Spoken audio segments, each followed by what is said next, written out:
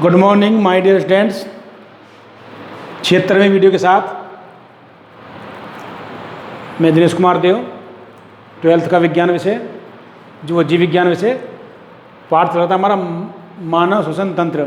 मानव श्वसन तंत्र में हमने आपको ये बताया था कि मानव श्वसन तंत्र दो भागों से मिलके बना होता है। पहला भाग है श्वसन मार्ग और दूसरा है फेफड़े। श्वसन मार्ग और दूसरा है फेफड़े। श्वसन मार्ग के बारे में मैंने आपको बताया था कि नासा द्वार से लेकर के कहाँ तक, पूरा फेफड़ों तक। ये क्या होता है? श्वसन मार्ग या श्वसन श्वास नली या श्वसन निका तक का मार्ग क्या कहलाता है? श्वसन मार्ग कहलाता है। इसके बारे में बताया आपको। इसके बाद आते हैं फेफड़े। तो श्वसन मार्ग के बारे में चर्चा चल रही थी। श्वसन मार्ग में हमने आपको नासा द्वार के बारे में बता दिया था कि नासा द्वार जो होता है उसके बारे में बताया था। और नासा मानव में एक जोड़ी नासा द्वार पाए जाते हैं, एक और एक, ये दो। तो एक जोड़ी मतलब दो नासा द्वार पाए जाते हैं। ध्यान देना, जो श्वसन तंत्र के बाह्य नासा छिद्र कहलाते हैं। और ये नासा गुहा में खुलते हैं और इनमें रोम और श्लेष्मा पाए जाते हैं जो वायु को छानते हैं और धूल में के कणों को श्लेष्मा चिपका लेता है। इसके बाद में नासा गुहा, तो नासा गुहा नासा द्वार या बाह्य नासा छिद्रों और आंतरिक नासा छिद्रों के मध्य की जो गुहा होती है वो नासा गुहा कहलाती है। इसमें वायु गर्म और नम दोनों प्रकार की होती है।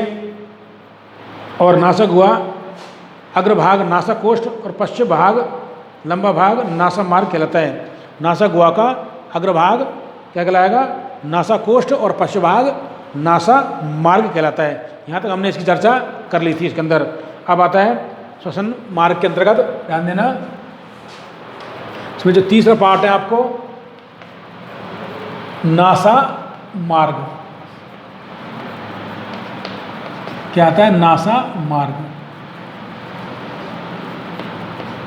ध्यान देना, हमने आपको एक डायग्राम बनाया था, कल समझाया था। उसके बाद में अब देखिए इसका वर्णन करते हैं कि नासा मार्ग क्या है। ये तो ध्यान दीजिएगा, नासा मार्ग जो ये कहाँ पर, नासा गुहा अग्रभाग कोष्ठ और पश्चभाग लंबा। इसमें देखो नासा मार्ग क्या है। देखो नासा गुहा,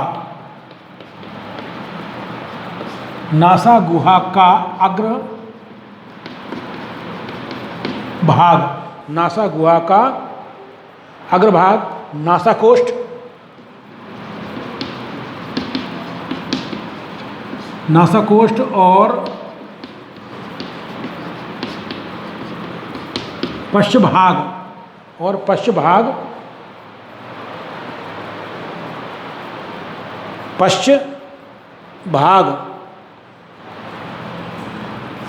पश्चिम लंबा भाग, पश्चिम लंबा भाग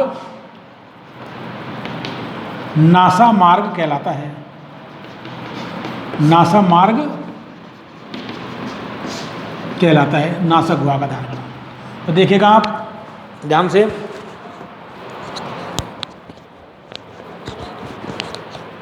अब देखिएगा नासा मार्ग। नासा मार्ग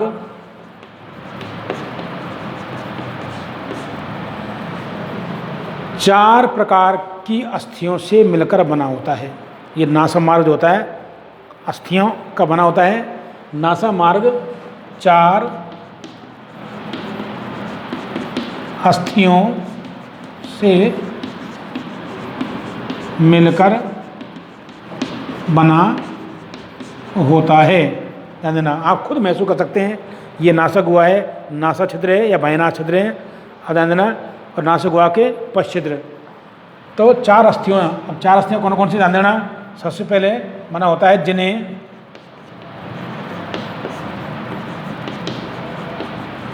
नेजल प्रीमैक्सिला, मैक्सिला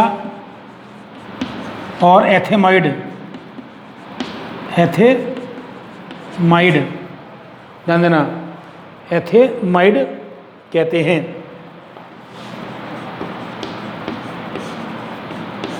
तो पूछ ली जाती है ध्यान रखना कि नासा मार्ग में पाए जाने वाली 4 अस्थियों के नाम बताइए। 4 अस्थियों के नाम बताइए। तो ये 4 अस्थियों का बना होता है। अब ध्यान देना, नासा मार्ग ध्यान देना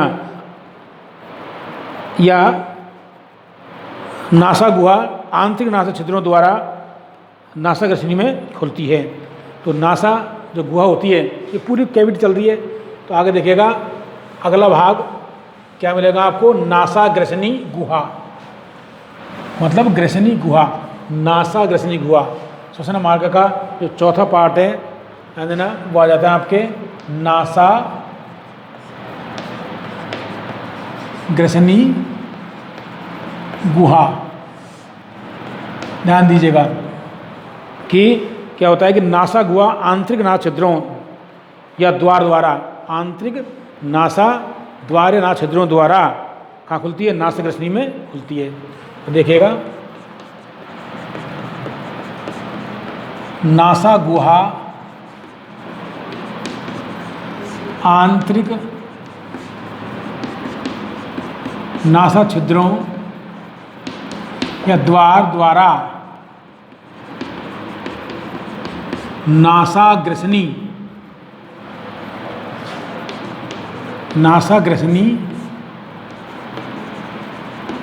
में खुलती है। ध्यान दीजिएगा, नासा ग्रसनी में खुलती है। ग्रसनी के अदर क्षेत्र में उपस्थित ग्लोटिस के माध्यम से ग्रसनी कंठ में खुलती है। अब ध्यान देना, जो ग्रसनी होती है उसके अदर क्षेत्र में एक ग्लोटिस होता है, घाटी द्वार। इस घाटी द्वार के द्वारा ग्रसनी कहाँ खुलेगी, कंठ में खुलेगी। तो देखें नासा ग्रसनी, नासा ग्रसनी के अदर क्षेत्र में या ग्रसनी के अदर क्षेत्र में, या लिखो आप, सॉरी, ग्रसनी के अदर क्षेत्र में कैसे, तो घाटी द्वार या ग्लोटिस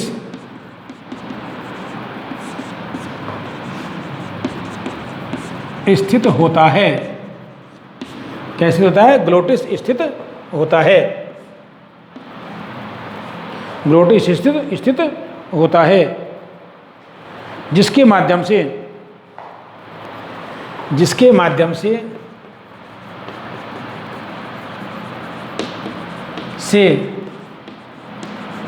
ग्रसनी कंठ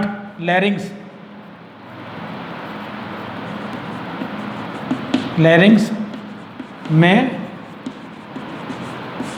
खुलती है। ध्यान देना, ये भी कह सकते हैं हम, ग्रसनी के अदर क्षेत्र में घाटी द्वार उपस्थित होता है, जिसके माध्यम से ग्रसनी कंठ में खुलती है, या ग्रसनी के अदर क्षेत्र में उपस्थित ग्लोटिस द्वारा ग्रसनी कंठ में खुलती है। ये भी हम कह सकते हैं इसको। तो आगे देखिएगा, भोजन को निगलते समय ग्लोटिस जो होता है, ये भोजन को निगलते समय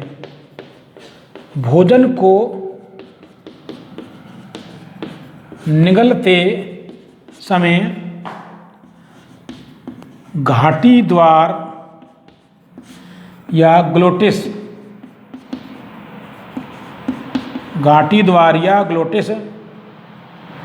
घाटी ढक्कन मतलब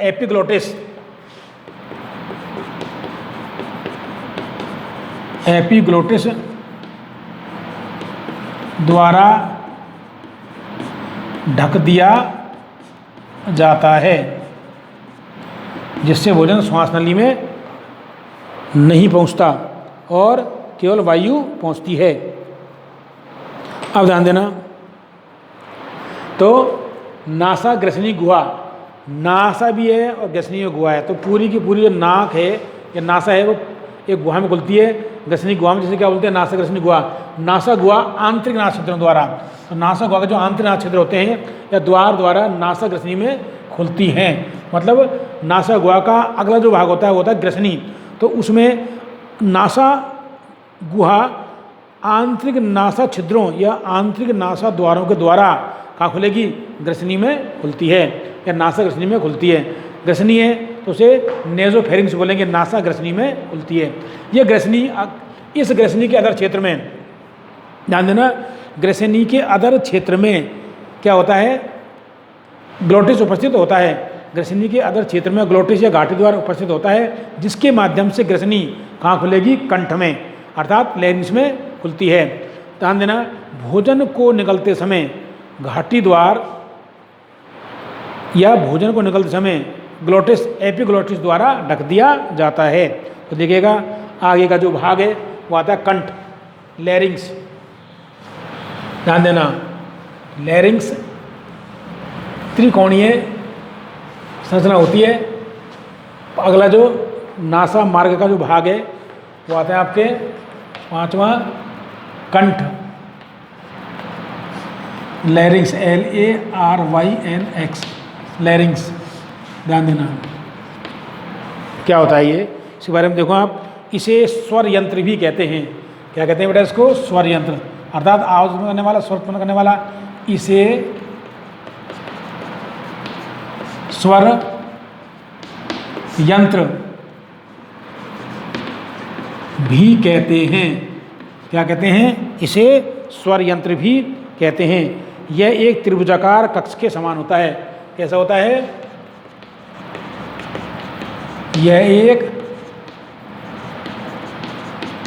त्रिभुजाकार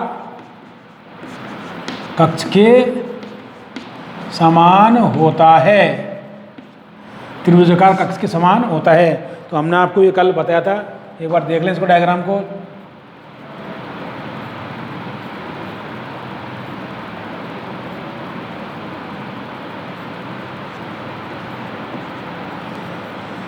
तो ये होता है कंठ, और ये कंठ छद, कंठ छद, ठीक है। यहाँ पर ये आपको क्या मिलेगी? ग्रसनी मिलेगी।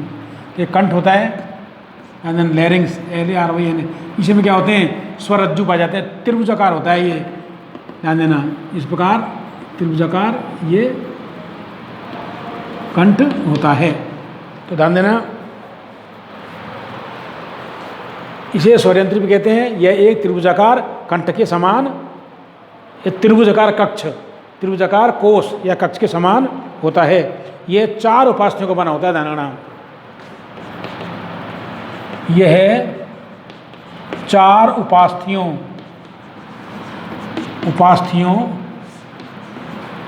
से मिलकर बना होता है। क्या? कंठ। ध्यान देना, 4 उपास्थियों से मिलकर बना होता है। ध्यान रहे ये बात, उपास्थियाँ। तो 4 उपास्थियाँ होती हैं। एक कंठछद, इसे क्या बोलते हैं? एपिग्लोटिस। तो देखिएगा 4 उपास्थियाँ कौन कौन सी हैं बना होता है, जिन्हें नाम देखें आप। पहला आ जाएगा आपको थायराइड, थायरॉइड। दूसरा आ जाएगा आपके, ध्यान देना, त्रिकोइड, त्रिकोइड। और एरेटिनोइड, एरिटिनोइड। और चौथे आ जाएगा आपको एपिग्लोटिस, एपिग्लोटिस, जो कि ढक्कन होता है कहते हैं। तो ये प्रश्न पूछे आते हैं कंपटीशन में, अच्छे में। क्या कि कंठ में पाए जाने वाले उपास्थियाँ सीक्वेंस या कोई से भी आ सकता है, इनके अलावा और भी जा सकती है। जैसे उसकी दी जाए, अस्थि दे दिया तो सीक्वेंस बिगड़ जाएगा। थायराइड, त्रिकोइड, एरिटिनोइड और एपिग्लोटिस। तो ये 4 क्या होती हैं? अस्थियाँ होती हैं जो क्या बनाती हैं? कंठ बनाती हैं। ध्यान देना, इसमें रज्जु कौन से? स्वरज्जु भी पाए जाते हैं। किसमें? कंठ में। ध्यान देना, कंठ में स्वर रज्जु vocal cord, vocal cord, vocal cord पाए जाते हैं जिनके द्वारा स्वर उत्पन्न होता है। ध्यान देना, जो ध्वनि उत्पन्न करते हैं, वोकल कॉर्ड पाए जाते हैं जो ध्वनि या स्वर ध्वनि उत्पन्न करते हैं। क्या उत्पन्न करते हैं? ध्वनि उत्पन्न करते हैं। आगे देखिएगा इसमें आगे वर्णन कि कंठ के छिद्र को ग्लोटिस कहते हैं और इसको ढकने वाली संरचना को एपिग्लोटिस कहते हैं। जो कंठ का जो छिद्र होता है वो कहलाएगा ग्लोटिस। तो कंठ के छिद्र जो पोर होता है, कंठ के छिद्र को ग्लोटिस कहते हैं और इसको ढकने वाली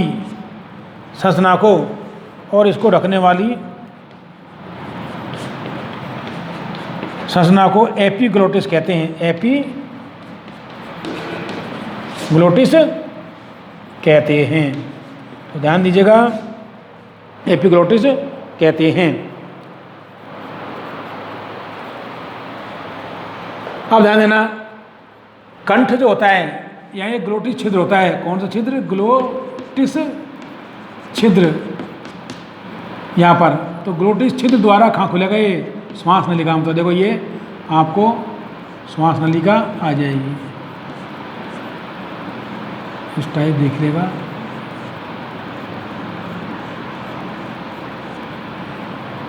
ये श्वास नलिका आगे जा करके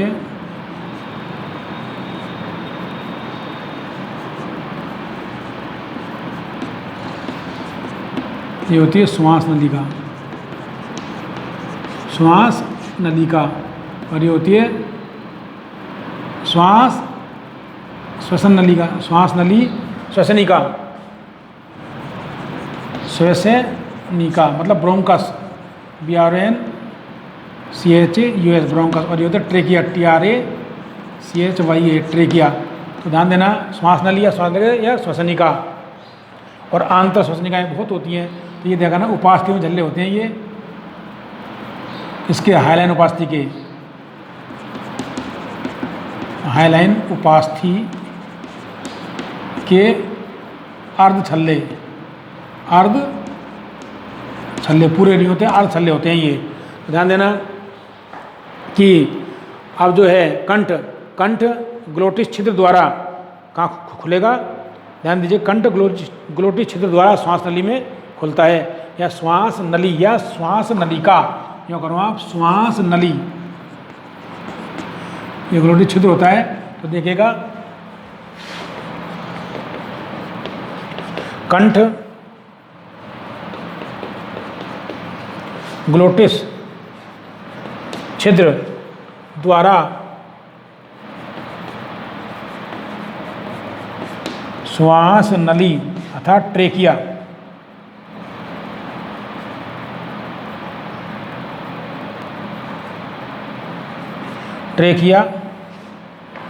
में खुलता है। तो ध्यान देना बेटा, श्वसन मार्ग पढ़ रहे हैं हम, तो कहाँ तक पहुँच गए हम? कंठ तक। ध्यान देना, कंठ इसे स्वर यंत्र भी कहते हैं। यह एक त्रिभुजाकार कक्ष के समान होता है, मतलब त्रिभुजाकार कोष्ठ, मतलब 3 कोष्ठों का बना होता है। ये त्रिभुजाकार कक्ष के समान होता है। ये 4 उपास्थियों से मिलकर बना होता है। क्या? कंठ 4 उपास्थियों से मिलकर बना होता है, जिन्हें थायराइड, त्रिकोइड, एरिटिनॉइड और एपिग्लोटिस कहते हैं। कंठ में स्वरज्जु वोकल कॉर्ड पाए जाते हैं जो ध्वनि उत्पन्न करते हैं। इस प्रकार कंठ के छिद्र को ग्लोटिस कहते हैं, कंठ के छिद्र को ग्लोटिस कहते हैं। और इसको ढकने वाली जो संरचना होती है, क्या कहते हैं उसे? एपिग्लोटिस। अब यह कंठ ग्लोटिस छिद्र द्वारा श्वास नली में खुलता है। अब आता है देखो, श्वास नली ट्रेकिया। देखिएगा, श्वास नली ट्रेकिया।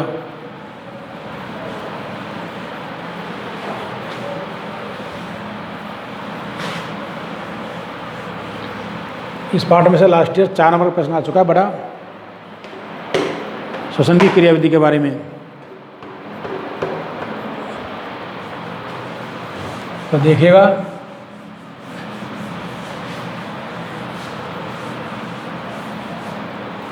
अब आती है आपको छठा जो पॉइंट आएगा आपके श्वसन मार्ग का, श्वास नली। श्वास नली या नलिका तो बोलते हैं ट्रेकिया। Trachea, trachea. तो देखिएगा श्वास नली, इसमें देखो कंठ से, कंठ यहाँ जो कंठ होता है, कंठ से लेकर के वक्ष गुहा, या वक्ष गुहा होगी पूरी, यहाँ से लेकर के यहाँ तक, ध्यान देना, कंठ से लेकर के, इसमें दे रखा है ये, इसको आप यूं मान लीजिए, यहाँ से लेकर के ये कंठ, पूरा कंठ से लेकर के यहाँ तक। तो क्या है ये, कंठ से वक्ष गुहा तक फैली 12 सेंटीमीटर लंबी नली को, कितनी लंबाई होती है इसकी, लगभग 12 सेंटीमीटर, 12 सेंटीमीटर। तो कंठ से लेकर वक्ष गुहा तक फैली 12 सेंटीमीटर लंबी नली को श्वास नली कहते हैं। तो देखिएगा क्या ये, कंठ से लेकर वक्ष गुहा, थोरैक्स कैविटी, कंठ से लेकर वक्ष गुहा तक 12 सेंटीमीटर लंबी, 12 सेंटीमीटर लंबी नली को श्वास नली कहते हैं। श्वास नली या ट्रेकिया कहते हैं, ध्यान देना, श्वास नली या ट्रेकिया कहते हैं। आगे देखिएगा, यह कंठ से प्रारंभ होती है और गर्दन से होती हुई डायफ्राम को भेदकर, कंठ से प्रारंभ होती है और गर्दन से होती हुई डायफ्राम को भेदकर कहाँ जाएगी, वक्ष गुहा तक फैली होती है। तो देखो यह है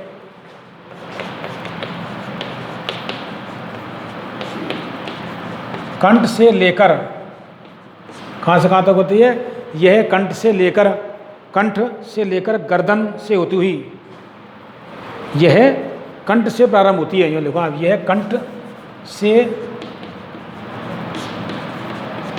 प्रारंभ होती है और गर्दन से होती हुई, गर्दन से होती हुई वक्ष गुहा, गर्दन से होती हुई डायफ्राम को भेदती हुई,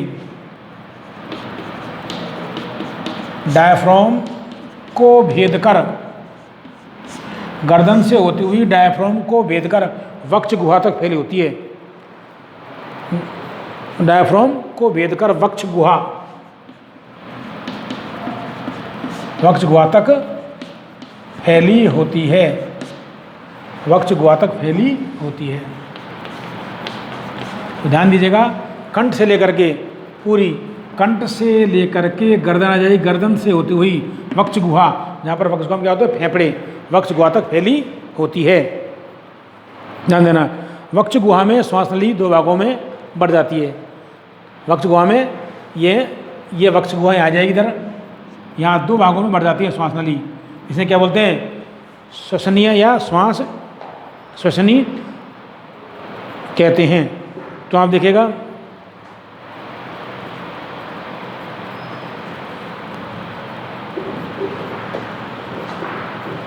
वक्ष गुहा तक फैली होती है। आगे देखिएगा, 7वां जो आता है आपको श्वसनी, से बोलते हैं ब्रोंकस।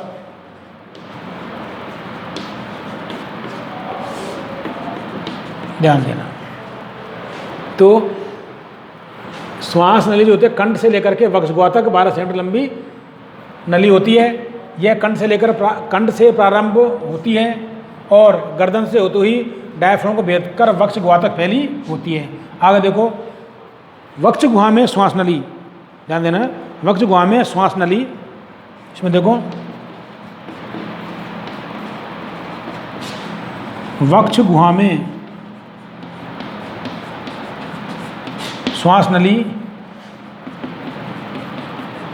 दो भागों में विभाजित होकर क्या हो जाती है, दो भागों में बढ़ जाती है, दो भागों में विभाजित या हो जाती है, बढ़ जाती है, दो भागों में विभाजित हो जाती हैं, जिन्हें श्वसनी कहते हैं, श्वसनी या ब्रोंकस कहते हैं, जिन्हें श्वसनी कहते हैं। ध्यान देना। तो आप देखिएगा प्रत्येक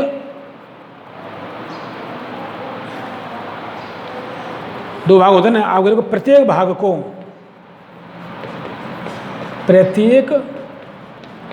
को दाईं और बाईं, प्रत्येक भाग को क्रमशः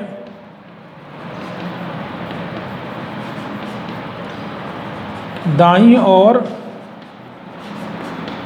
बाईं श्वसनी, दाईं और बाईं श्वसनी कहते हैं।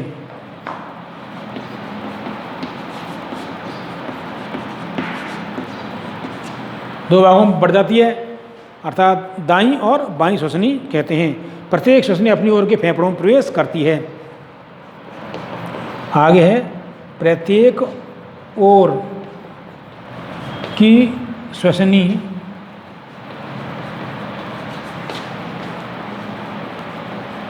अपने अपने फेफड़ों में प्रवेश करती है। तो ध्यान देना कि श्वसनी जो होती है वक्ष गुहा में श्वास नली दो भागों में विभाजित हो जाती है, दो भागों में बढ़ जाती है, जिन्हें श्वसनी कहते हैं। ध्यान देना, वक्ष गुहा में आते आते जो श्वास नली होती है वह दो भागों में बढ़ जाती है, जिन्हें क्या बोलते हैं, श्वसनी कहते हैं। प्रत्येक ओर की श्वसनी या प्रत्येक श्वसनी अपनी अपनी ओर की या अपने अपनी ओर के फेफड़ों में प्रवेश कर जाती है या प्रवेश करती है। ध्यान देना, जैसे दाईं श्वसनी होगी तो दाएं फेफड़े में और बाएं श्वसनी बाएं फेफड़े में। तो ये आपके जो वर्णन था उसका ध्यान देना।